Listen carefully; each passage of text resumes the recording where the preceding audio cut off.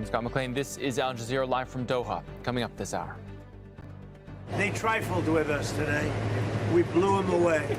They trifled. I call that a trifle. The U.S. president says the ceasefire with Iran is still in place despite a new round of attacks.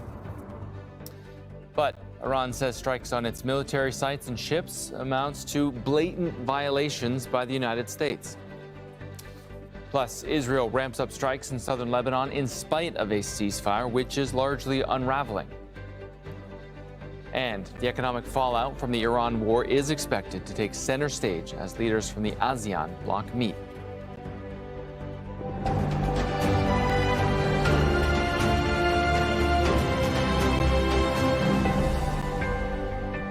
Well, authorities in the United Arab Emirates say they are intercepting missiles and drones launched from Iran. It comes hours after President Donald Trump told U.S. media that the ceasefire with Iran remains in effect despite carrying out a series of attacks on Thursday night.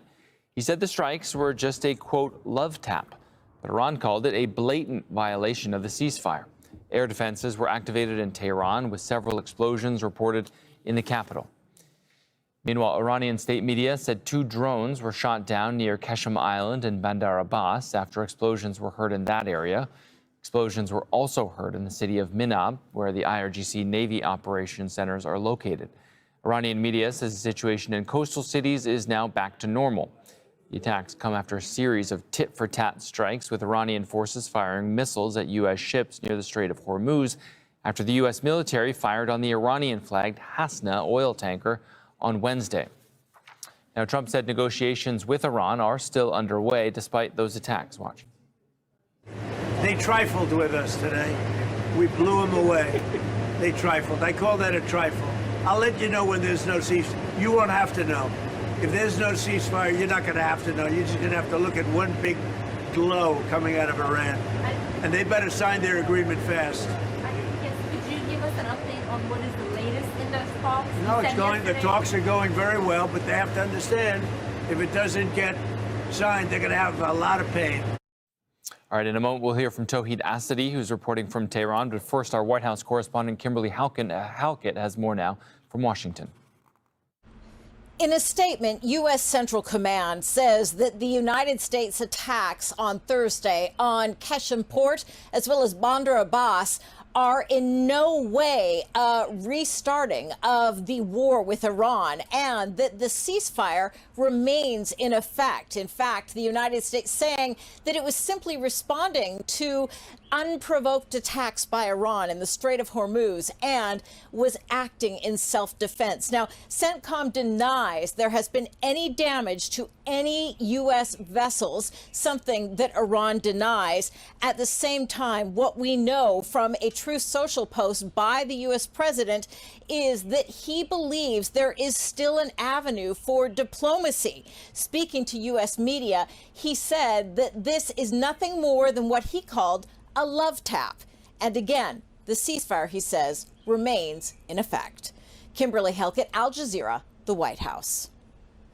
After a period of relative calmness on the brittle and fragile days of ceasefire, tonight we witnessed signs of escalation. In Tehran, the Iranian capital, we heard sounds related to the activation of the air defense system, and also the state news agency IRNA reported 2 blasts taking place in the Iranian capital. But moving to the southern areas of the country, we know that in the city of Minab, the governor came out to confirm attacks on a maritime base. Also, in the city of Bandar Abbas, several explosion sounds were reported. Meanwhile, we've got the joint military headquarters of Khatam al-Anbiya coming out to confirm the attacks on Bandar Khamir, Qeshm, and Sirik. Also, they said that attacks have targeted 2 Iranian ships, 1 oil tanker, and another vessel, which is sort of escalating the tensions in this already intricate situation. The military headquarters of Khatam al-Anbiya called for retaliatory strikes, and on that they said that they have already conducted a series of strikes targeting U.S. vessels. The IRGC's naval forces also said that 3 U.S. destroyers were targeted as a sort of response to recent strikes. Meanwhile, we've got the Iranian sources saying that at this time the situation looks to be normal, but how far this level of normalcy is going to remain out there is something that we have to keep waiting. Toeed Asadi, Al Jazeera, Tehran. Donald Jensen is a former U.S. diplomat and a specialist in security issues. He says the escalation between the U.S. and Iran is largely military posturing. I would not call them skirmishes. I think let's call it controlled escalation.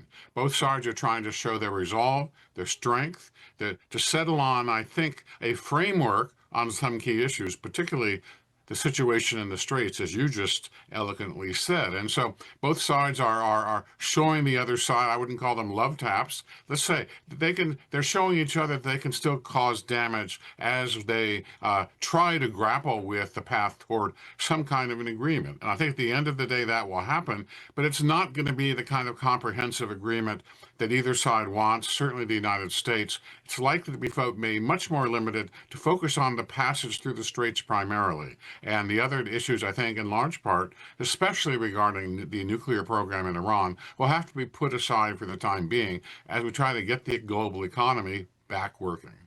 Both sides have force to bear in the region itself, and the U.S. blockade and Iranian control over the situation from its shoreline really make for a very unpredictable situation. As you know, some ships are getting through, not a lot, not nearly enough, and that's what the two sides are going to have to work on. I think the progress will be zigzag, the progress will be frustrating at times, but at the end of the day, they are political, security, and other considerations on both sides that will propel them to some kind of an understanding, but far short of what we thought a month ago in the United States, and probably even far shorter than the Iranians expected. Speaking at the United Nations, Iran's ambassador says the U.S. is adopting the wrong approach to reopen the Strait of Hormuz. Iran's position is clear. The only viable solution in the Strait of Hormuz is a permanent end to the war, the lifting of maritime blockade, and the restoration of normal passage. Instead, the U.S. is pushing a flawed, politically motivated draft resolution under the pretext of freedom of navigation to advance its political agenda and legitimize unlawful actions not to resolve the crisis. The draft resolution does not seek to protect international navigation. 2 Indian sailors trapped at an Iranian port for more than a month have finally made it back home. Their journey took them across multiple countries and lasted more than 2 weeks. An estimated 20,000 civilian maritime workers remain trapped aboard thousands of vessels in the Gulf. Michael Apple reports. This wasn't what they signed up for. Their vessel anchored just a few hundred meters from the Iranian port of Khorramshahr in April as it was targeted by US and Israeli strikes. Like thousands of other workers on ships in the Strait of Hormuz, they have been living perilously close to danger, enduring this night after night. These 2 sailors have a new appreciation for calmer waters and can reflect on what they've been through. When the Iran war initially started, there was no communication network. The missile attack started, so my captain told me that the ship is leaving for Khorramshahr, as the Strait of Hormuz has been shut. Cut off from communicating with their families, they were stuck in limbo, stranded thousands of kilometers from home. Eventually, with the permission of their captain, they traveled north into Iraq, Armenia, and then on to the United Arab Emirates, before catching a flight to India. Every single day was difficult to get through. We kept thinking if we'll make it back to India, whether we'll see our parents again. We applied for permission from the captain to leave and somehow got the sign-off. It's like a rebirth for us coming back home.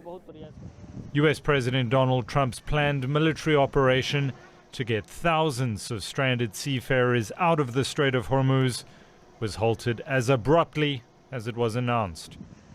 Tithi and Anant, like so many others in this industry, were forced to pay middlemen thousands of dollars to secure a job in the first place. Now, their 15-day journey home, paid for with yet more borrowed money, has left them in a financial hole they say will take them and their families many years to get out of. Mike Lappel, Al Jazeera. All right, we want to show you live pictures now of one of the ships that did make it through the Strait of Hormuz. So this is a large oil tanker named Odessa. It's set to arrive in Daesan port in South Korea. This morning, it's carrying 1 million barrels of crude oil. It passed through the Strait of Hormuz in April, turning off its transponder until reappearing on tracking systems near Fujairah port in the United Arab Emirates. Obviously, 1 million barrels of oil in the grand scheme of things is a relative drop in the bucket, but obviously significant to see any ships getting through the strait. All right, Israeli forces have ramped up daily attacks in Lebanon despite a U.S. brokered ceasefire agreed in mid-April. Lebanese officials say one person was killed and several others injured in an attack on Nabatea in the south on Thursday. At the same time, Israel issued new forced displacement orders for 3 more southern towns. Lebanese and Israeli envoys are set to meet for a new round of peace talks in Washington on Thursday. Now, Israeli Prime Minister Benjamin Netanyahu says there is no immunity for Israel's enemies. Those comments come after the killing of a senior Hezbollah commander on Wednesday. Hezbollah has not confirmed the assassination. It was the first strike on Beirut's southern suburbs since the ceasefire. Zaina Hodder reports from that scene of the attack in Beirut. We are at the site of Wednesday night's Israeli strike in Beirut's southern suburbs, the first time the Israeli military has hit this area since a U.S. brokered ceasefire was announced on April the 16th.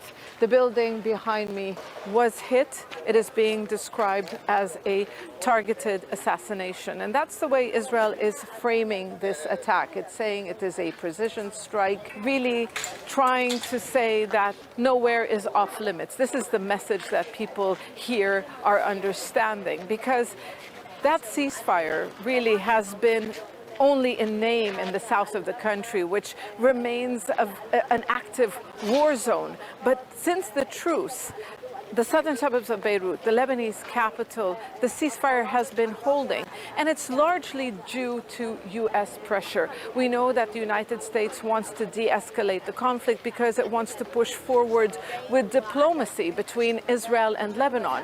It also wants to push forward, with diplomacy between the United States and Iran, because Iran really has been insisting that the Lebanon front is part of any regional deal. And that's why Israeli officials said that this strike was carried out in coordination with the United States. Now, people here are concerned. Some people have returned to their homes in recent weeks, those who have homes left, because many residential buildings have been destroyed in the first few weeks of the confrontations. Some returned to their shops, to their jobs, because people cannot go on. It's been a very difficult time. People have lost their homes, they've lost their livelihoods. But following this strike, there is growing concern that there will be similar attacks in the future. The question now is whether Hezbollah will respond to this strike, which is considered as crossing a line. In the past, following the last major conflict in 2024,